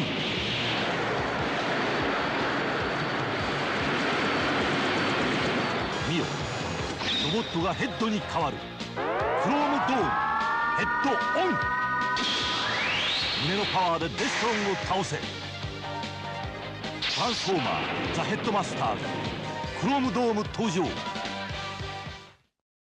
Headmasters in Japan were tiny Transformers driving giant bodies called Transtectors from the planet Master and were descendants of Cybertron. Transtectors, their giant bodies, were a technological solution developed over millions of years to adapt to stresses of the new planet's atmosphere and to allow them to defend themselves. Writer Masumi Kaneda, who had previously written Transformers comics in Japan, helped conceptualize the show alongside new character models created by Japanese comics artist Ban Magami. Kaneda chose to push the idea of transformation beyond physical form shifting into the philosophical, where the inhabitants of the planet Master transformed from refugees into warriors, where a hard-headed youth like Chrome Dome could transform into a responsible, stoic leader shaped like a car. With no US fourth season forthcoming, Takara had no choice but to come up with their own origin for the Headmasters. The new Japanese series, Transformers The Headmasters, picked up right after the return of Optimus Prime and the defeat of the Hate Plague at the end of the American third season. Meanwhile, back in America, Hasbro greenlit a half-hearted 3-episode fourth season series called The Rebirth and begrudgingly rolled it out in November of 1987 to execute the mission: promote the new line of Transformers toys with a head-swapping gimmick. Hasbro's The Rebirth takes the Transformers to the planet Nebulos to introduce Headmasters, a new kind of transforming technology that relies on a cooperative arrangement between organic beings and volunteer Transformers. In the end, Cybertron returns to relative normalcy. The fight between the Autobots and Decepticons presumably continues somewhere, somehow, after the credits roll. Everyone lives happily ever after in a state of forever war. Some have suggested that Takara and Toei's Transformers The Headmasters was inspired by unmade episodes of a more comprehensive fourth US season, a theory supported by some of the similarities between the series, like the inclusion of Vector Sigma, references to plasma energy, and other parallels too close to be considered coincidence. In the end, Japan's 35 episodes quickly established their own distinct identity and delved much deeper into their own distinct mythology than the US series was capable of in its 3 Season 4 Rebirth episodes. Hasbro released Transformers Headmasters toys in 1987. There was no functional difference between the toys that were released in the US based on the US cartoon versus the toys released in Japan based on the Japanese cartoon. However, Japanese packaging associated them directly with the Japanese series instead of the US. There were some toys made exclusively for the Japanese market that did not get released in the US, and others that were made exclusively for the Japanese market that did get released in the US. However, kids in the US didn't know that was where they came from. In July of 1987, the 5th episode of the Japanese Headmasters cartoon featured the introduction of a new subset of allies for the Autobots and the Decepticons, anthropomorphic creatures called Beastformers. Lions, tigers, alligators, crabs, spiders, bats, all in high-tech battle armor fighting against each other in a planetary war, wearing faction symbols reminiscent of the rub-activated symbols that Transformers introduced in 1985. The evil Beastformers teamed up with Galvatron and attempted to enslave the rest of the inhabitants of Planet Beast to construct weapons for the Decepticons. They were countered by the heroic Beastformers, who have sought the assistance of the Autobots and their Headmasters to free the slaves in the factories and drive the Decepticons off-world forever. Freedom is, after all, the right of all sentient beings. Beastformers toys were released in single packs echoing the packaging of the Transformers line and featuring the same Headmasters branding in Japan. In the US, Hasbro copy-pasted their previous strategy of importing an existing Japanese product produced by Takara, rebranding it and re-releasing it as a completely new product line competing against Transformers called Battle Beasts. Little to no supporting media was produced for Battle Beasts in the US beyond a series of animated commercials to demonstrate the play pattern for obvious reasons. There was no way Hasbro was going to import an entire season of Transformers The Headmasters that conflicted with the final 3 episodes they produced for the US market just to include Battle Beasts in the Transformers mythology. Hasbro canceled Battle Beasts in the US before releasing all of the figures that were produced for the Japanese market. Fans of the line in the US missed out on the majority of the final wave known as Shadow Beasts in the US. As a result, those figures command a much higher secondary market price today. Other Japanese exclusive items include a Transformers The Headmasters video game released by Takara in 1987 for the Family Computer Disk System. Single or multiplayer options, but you will need to know what a floppy disk is and where to put it. While the Transformers The Headmasters cartoon was not welcome in the US, it was embraced internationally. Hong Kong-based Omni Productions dubbed it into English for use in Malaysia and Singapore. My name is Six Shot. Oh, yeah? Now you know who I am. Look out! Billy! Billy! My name's now Blaster. Don't you call me Billy anymore. Optimus Prime, you've got to live up to my expectations. Don't let me down. You're a little bit slow, aren't you, Wally? It's you! Optimus Prime, watch out behind you! Darn those Decepticons! They'll do anything to satisfy their own needs. Despite their best efforts, mistakes were made along the way. Grammar is incorrect, character names are frequently inconsistent and just plain wrong. Voice characterization isn't even attempted for characters like Wheelie, Blur, or Grimlock. That said, by 1995, the rights to that choppy English dub were acquired by Sunbow, one of the producers of the original Transformers cartoon. Sunbow edited them to include the American Transformers logo branding and end titles music. Years later, in 2005, Metrodome released the Takara Collection Volume 1 Transformers Headmasters as a 4-disc set. You can pick between the original Japanese audio, Japanese with English subtitles, or the unfortunate Omni Productions dub. Or if you want to listen to someone who really knows what they're talking about, 3 episodes have commentary by Chris McFeely, the headmaster behind the YouTube channel Transformers The Basics. Shout Factory released Transformers Japanese collection Headmasters in 2011, the first official US release of the Japanese Headmasters cartoon. It's the same 35 episodes included on the Metrodome set, but this time without the Omni Productions English dub and a new set of subtitles. That box set also includes the 2 Japanese exclusive series that came after Headmasters, Transformers Super God Master Force, which ran from April of 1988 through March of 1989, and Transformers Victory, which ran from March of 1989 to December of 1989. By that point, the characters and storytelling was so completely removed from the Hasbro Marvel series that it might as well be a completely different franchise of robots in Japan. The Transformers! Robots in Japan.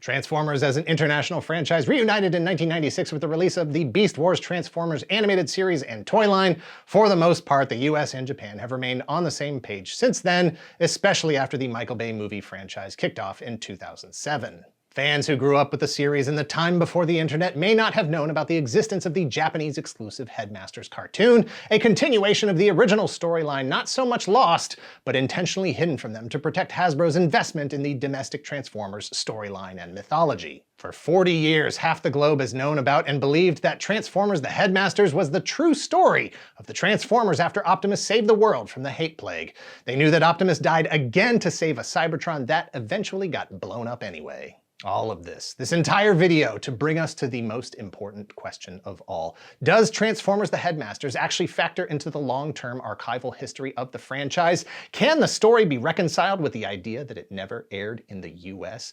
Is it canon? Yes. Headcanon.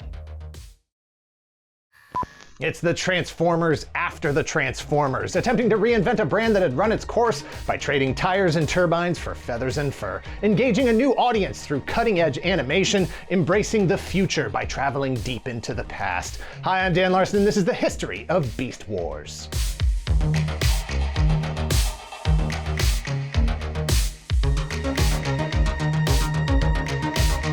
We have covered some aspects of Beast Wars in the past. We're revisiting it here in isolation to dig a little deeper and focus on some more of the buildup and behind the scenes. There's no such thing as too much love for beasties. Beast Wars is a 52-episode animated series that aired over 3 seasons from 1997 to 1999. It was a prequel to...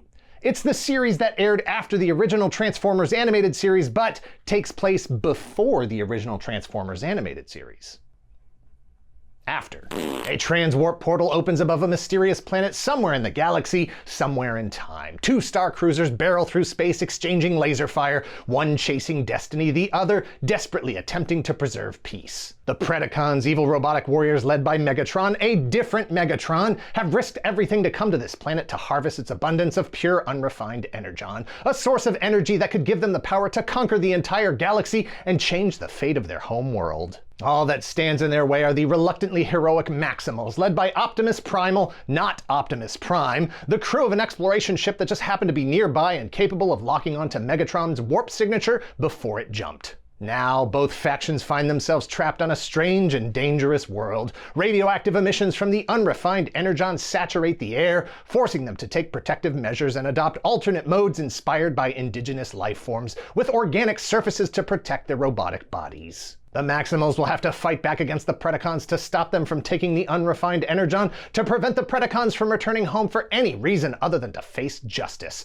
to preserve all life on this new world, to win the Beast Wars. The Transformers began as a collaborative effort by Japanese toy company Takara, American toy company Hasbro, Griffin Pakal Advertising, Sunbow Productions, and Marvel Comics. It essentially merged multiple loosely associated toy lines from Japan and repackaged them for the US market beginning in 1984. It was immediately one of the dominant sales leaders and pop culture influencers in the US and around the world. In 1986, The Transformers the movie marked a line-wide refresh of characters and mythology, and also an exit ramp for people whose favorite characters had been unexpectedly retired. retired. The following year in 1987, the original cartoon ended, but the toy line would sustain for another 3 years in the US, with the last new toys being produced in 1990. Transformers was essentially dead in the US, despite new toys still being released in other countries. 3 years later, in 1993, Hasbro began re-releasing many of the original Transformers figures with new colors and Generation 2 branding, which was supported by reruns of the original cartoon, now retroactively referred to as Generation 1. Marvel Comics released a new 12-issue Generation 2 comic book series that continued the original storyline, amped up the violence, and tied into ongoing G.I. Joe continuity. It was canceled after 12 issues due to sales that were lower than anticipated. In 1995, Transformers Generation 2 ended. Hasbro had already recognized that Transformers was going to need a major overhaul to stay relevant. After 10 years in business, it was clear that the status quo was no longer enough to bring in new business or retain old customers. They began kicking around ideas for a new direction in 1994, but it was going to take more than just a new gimmick. After all, they'd been rolling out new gimmicks for years, from Transformers with detachable transforming heads, to micro-sized Transformers, to Transformers that didn't transform at all. According to an interview with former Hasbro Vice President Vinny DeLiva at BotCon 2004, lead designer Chris Gross was the one who suggested going in a softer, more organic direction. Transformers whose armor had rounded edges, like MacGyver.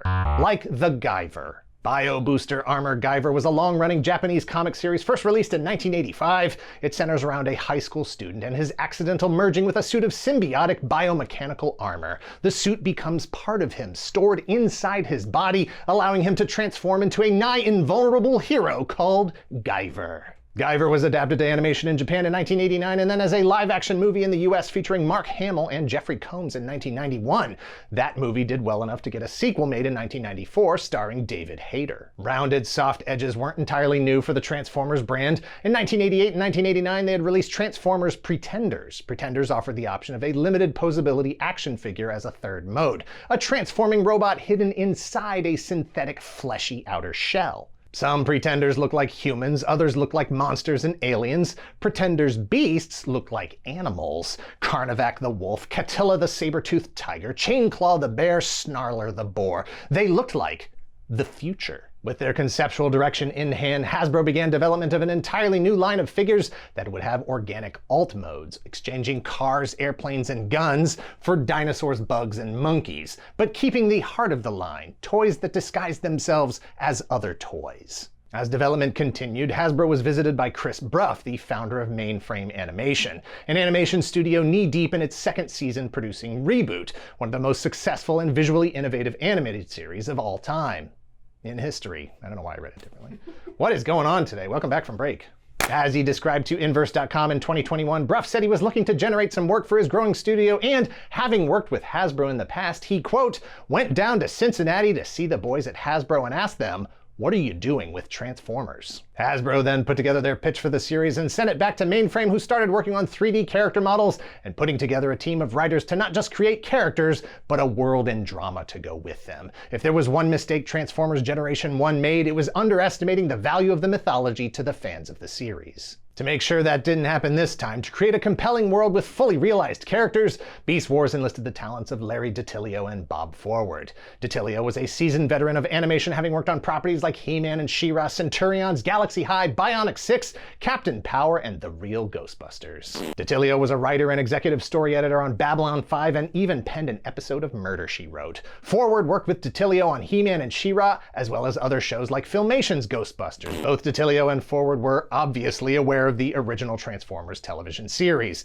Neither intended to rehash the old concepts. The idea was to move on, create something new, or as DiTillio described it in a 2022 article on Slash Film, quote, both Bob and I are fully aware of the old show, and we are adamant about producing a better show.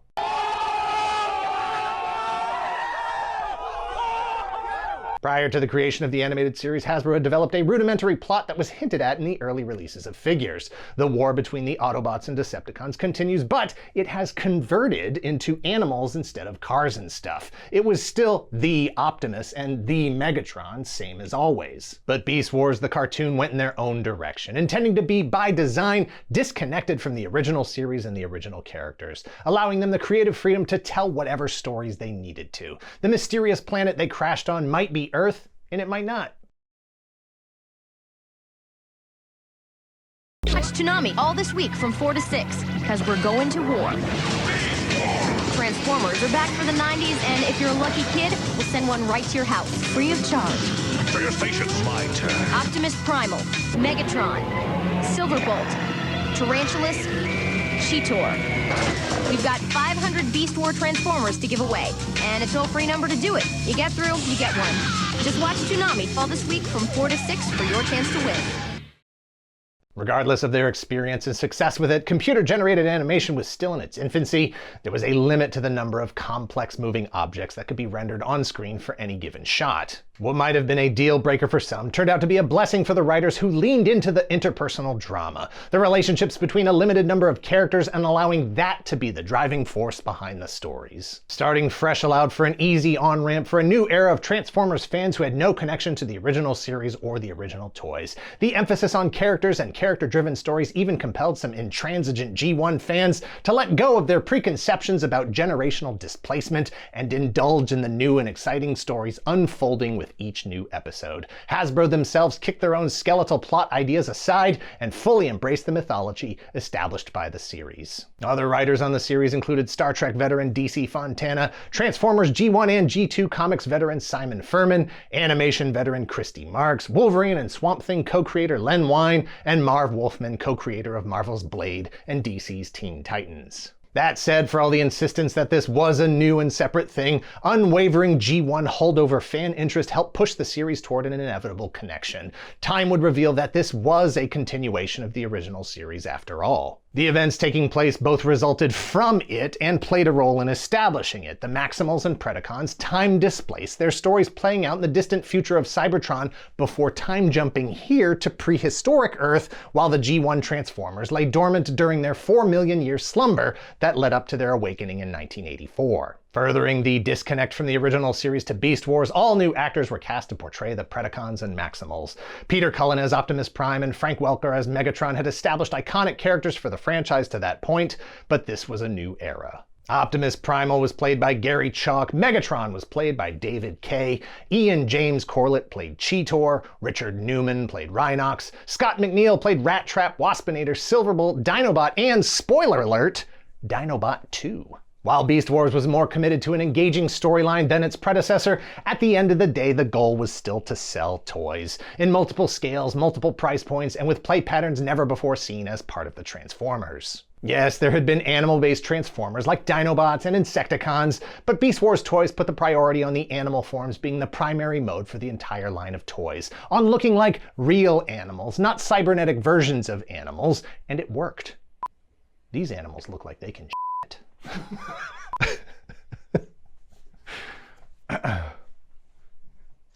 Beast Wars toys resuscitated the flailing Transformers brand in the US. All right, everybody, get serious.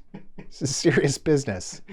Nobody wants to be here any longer than we have to be. Beast Wars toys resuscitated the flailing Transformers brand in the US, despite a market dominated by the re-emergence of Star Wars, the continuing saturation of Toy Biz Marvel superheroes, and the Mighty Morphin Power Rangers. Beast Wars recaptured some lapsed G1 fans and cultivated the next era of collectors. Beast Wars, a cutting-edge computer-generated animated series, one of the first of its kind, was an obvious choice for cross-platform storytelling. However, even with advances in video gaming technology, the processing power for the show was far beyond what was possible on home gaming systems. That said, Beast Wars Transformers was released for the PlayStation and PC, the latter of which supported multiplayer, giving fans a gameplay experience that closed the gap between passive and active participant, allowing gamers to play as both sides in the war between the Maximals and the Predacons. Multiple comic book series were produced featuring the Beast Wars characters, but those were published several years after the series and its direct sequel, Beast Machines, had already ceased production. The most notable being IDW's 4-issue limited series The Gathering in 2006, followed by 4 issues of The Ascending in 2007. Beast Wars blazed new ground for the Transformers franchise, not only reinventing the brand and salvaging it from the garbage pile of history, but by winning a 1997 Daytime Emmy Award for Outstanding Individual Achievement in Animation. The success of Beast Wars between 1996 and 1999 prompted Hasbro to move more deliberately with a line-wide refresh. The resolution of 3 seasons set up a return to Cybertron, where the ground for a new conflict could play out in a direct sequel series called Beast Machines. The Maximals return to Cybertron to find out that Megatron somehow got home before them and now rules the entire planet with his army of Vehicons. The series was a metaphorical war between the two eras as Megatron's army once again used vehicular alt modes and the Maximals continued with their animal forms, albeit more cybernetic than before. But that's a video unto itself. The success of Beast Wars didn't carry over to Beast Machines, which lasted 26 episodes over 2 seasons from 1999 to 2000. Diminishing ratings and sales prompted Hasbro to cancel the next sequel, tentatively titled Transtech, which would have seen the further return of vehicle alt modes. Instead, Hasbro threw in the towel and imported the Japanese series Transformers car robots as Transformers Robots in Disguise, because Japan has their own Transformers lineage based on imported and domestic Transformers media. Which we will not get into here any more than to say that when it came to Beast Wars, they did import the mainframe CG animated series, but took the dub in a much different direction, with more humor and over-the-top voice characterization. Breaking it into two 26-episode series, Beast Wars Super Lifeform Transformers in 1997, and Super Lifeform Transformers Beast Wars Metals in 1999. Good news though, the Japanese versions of the DVD releases have both the Japanese and English dubs, so the drama of the English versions is available if needed. In the US, Kid Rhino Entertainment released Beast Wars on DVD in 2003 and 2004, Shout Factory re-released it in 2011, and as of this video, you can stream it for free on Tubi TV. After several decades of ignoring the Beast Wars era of the franchise, digging in on G1 via the Michael Bay movies and supporting materials, 2021 marked the 25th anniversary of Beast Wars and a full return to the once revolutionary chapter. IDW Comics published new Beast Wars comics beginning in February, 17 issues that ran through June of 2022, retelling several key moments of the animated series and building on the mythology. The series was canceled due to IDW losing the Transformers license. The Maximals and Predacons returned to animation for the third chapter of the Netflix animated series Transformers War for Cybertron. 6 episodes of Kingdom featured fan-favorite characters like Optimus Primal, Megatron, Black Arachnia, Air-Razor, Cheetor, Rat Trap, Rhinox, Dinobot, and others. But wait, there's more to come. In 2018, Transformers prequel, Bumblebee, successfully rebooted the franchise, leading many to question what next? Return to Cybertron? More G1-inspired Transformers, further subverting the decade of Michael Bay movies? The Beast Wars? Could Danny have been hallucinating? But if Dan was hallucinating, who ate house food? I don't know why I said it like that, because yes, slated for release in June of 2023, Transformers Rise of the Beasts will be at least partially inspired by characters and events from the Beast Wars era of the franchise. Hard to say exactly how much until the movie comes out. The trailers suggest that, at the very least, Bumblebee will find himself still on Earth in 1994, 7 years after the previous film, reunited with Optimus Prime, Mirage, RC, and other Autobots, presumably joining forces with Maximals, Optimus Primal, Air-Razor, Cheetor, and Rhinox. Go back. No, we can't put that in. Look, I'm wearing a G1 shirt. What do you want from me? I'm doing my best. Presumably joining forces with Maximals, Optimus Primal, Air-Razor, Cheetor, and Rhinox. Beast Wars' legacy is one of life, death, and rebirth. The spark that gives life to Transformers, the very concept of that energy force, and its further implications as a soul originated with Beast Wars. Larry DiTillio wrote the Season 1 episode The Spark, which centers around the Maximals and Predacons battling over a crashed stasis pod containing the body of a yet-to-be-formatted Transformer. The Maximals are able to save the spark inside and thereby save the new Maximal Air-Razor. The 1986 movie touched on the idea of life and death within the franchise. Lots of death, in fact. The very idea that a Transformer can die or be completely reformatted. But it doesn't address the substance of what happens to Transformers when they go online and when one is extinguished. That the spark is their literal heart and their spiritual heart. It is the totality of their genetic makeup. Beast Wars was itself a salvaging of the spark of the Transformers franchise for Hasbro. A life force nearly extinguished, returning to life. Reformatted with new parts to live on, championed by a new generation. Beast Wars earned its place in Transformers history. It earned its fanbase and its legacy because, believe me, there's no one who wanted it to fail, to die, more than the kids who grew up with G1. Beast Wars proved that change is good. Change is necessary. Change was the most important thing for Transformers. A franchise on the verge of total destruction, saved by robots from the future, riding a wave of Japanese innovation sweeping across the globe. And the most incredible thing about it was that it wasn't even the first time it happened. Hi, I'm Dan Larson, and this is the history of Transformers: Robots in Disguise.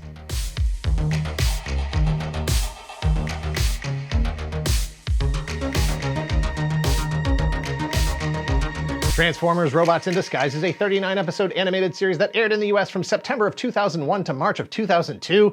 Taking place outside the continuity of both the G1 and Beast Wars eras of Transformers, it rebooted the franchise for an entire generation just before rebooting the franchise for an entire generation. Koji Onishi wakes up to the sound of his alarm blaring at 2 o'clock in the morning. He made sure to set it because his father, Dr. Onishi, is the keynote speaker at the first International Scientific Symposium on the other side of the world in New York City. A truly groundbreaking event with scientists from all over the globe, specialists in the field of energy and the environment, meeting to share their research and work together for the betterment of all humankind. Koji's father, Dr. Onishi, is the world's foremost archaeologist and expert on energy and natural resources. He's here to deliver a message about the greatest danger to the planet Earth, the inefficient and improper use of energy. But the symposium is interrupted by the hand of Megatron, or rather, a hand that is Megatron. Megatron introduces himself as leader of the Predacons and the future ruler of this galaxy. Because, like the Decepticons of old, the Predacons need energy,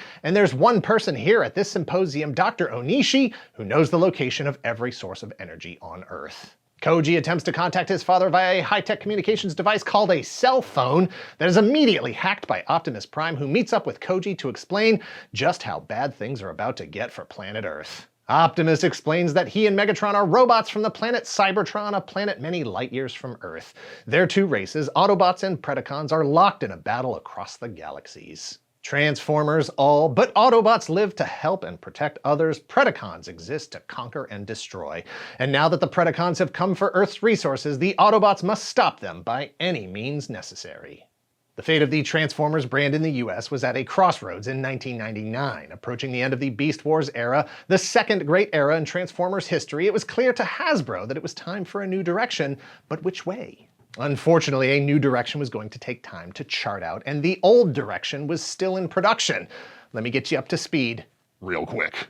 In 1984, Transformers kicked off in the US when Hasbro licensed and rebranded two toy lines created by the Japanese company Takara. One of those two toy lines was Microchange, accessories designed for use with Takara's previously released Microman 4-inch action figures. Microchange featured familiar household objects that could transform into vehicles, weapons, and robots. These robots were in disguise so they could hide from the forces of evil and also your parents. That's not a toy or an alien robot, Mom, just my Smith & Wesson Magnum 44. The second Takara toy line was Diaclone. Imagine those same 4-inch Microman figures shrunk down to 1 inch to allow for more complex and elaborate alien spaceships and robots for them to pilot. Diaclone gradually shifted to vehicles directly inspired by and licensed from Earth companies with a subline called Car Robots. Hasbro took the household objects of Microchange and the vehicles of Car Robots, imported them, and rebranded them as Transformers. Furthermore, their partnership with Marvel created names, identities, and a mythology to sell those new toys in comics and on television. It was all very successful. But nothing lasts forever, and by the time The Transformers the movie was released in 1986, most kids were just about ready to move on. The marketing refresh or murdering of so many of the original characters sealed the deal. The G1 era ended in the US in 1987. But in Japan, Transformers continued with new characters, new concepts, new animated series, and new toys. 1988 had Transformers Super God Master Force, 1989 Transformers Victory, and in 1990 Transformers Zone, a single 30-minute animated episode released on VHS. The franchise limped along in comics until 1992. Back in the US in 1993, Hasbro soft rebooted Transformers as Generation 2. The comics told all new stories to engage a new audience, but on television it was reruns of the original cartoon. On store shelves it was repaints of G1 toys, followed by new designs with action features like launching missiles, color change technology, and then somehow the Gobots returned. Joe, what? I can't believe this shit. G2 ended in 1995, at which time Hasbro took a completely different approach to rebooting the line and rebooted it. 1996's Beast Wars was a complete reinvention of the Transformers brand that abandoned many names, characters, concepts, and iconography. Beast Wars looked different, sounded different, the series animation was different, their alt modes looked like actual animals, not robot animals, all in a deliberate break from G1, except for the fact that the toys still converted from one form to another. Beast Wars also changed the storytelling, aging it up a bit and telling a continuous narrative over time instead of self-contained episodes like the G1 era, an approach that would ultimately factor into its cancellation. Through 1999, sales were decreasing year after year, and Hasbro saw the darker, more mature, long-form approach to storytelling as a barrier to attracting new, younger fans.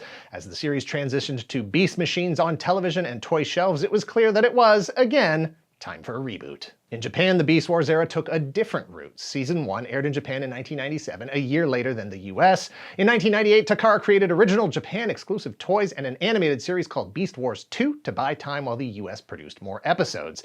In the US, Beast Wars was a weekly show. Japan wanted to air it daily. By 1999, the Japanese market was ready for a reboot as well. Kids were done with animal robots and weird alien animal robot vehicle modes. Everyone was ready to go back to Transformers, the basics. Hi guys. By 2000, Hasbro was going through a lot of changes.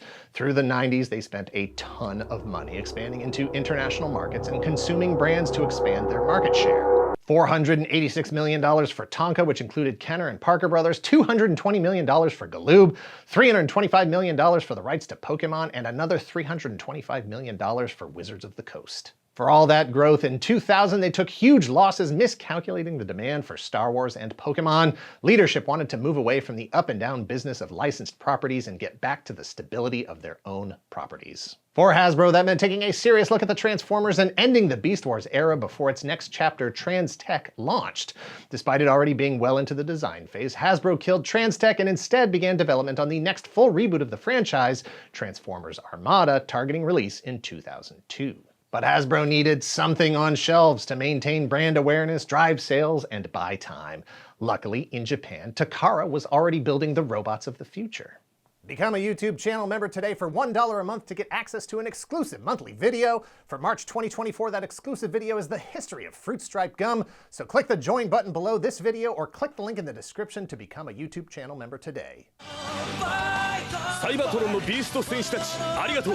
君たちのおかげで地球の歴史は守られた。しかしさらに巨大な悪デストロンガーの魔の手が今度は人類に迫る。許さんぞデストロンガー。我々サイバトロンカーロボットが必ず倒す。熱い心に不可能はない。新番組トランスフォーマーカーロボット4月5日水曜夜6時30分発信だ。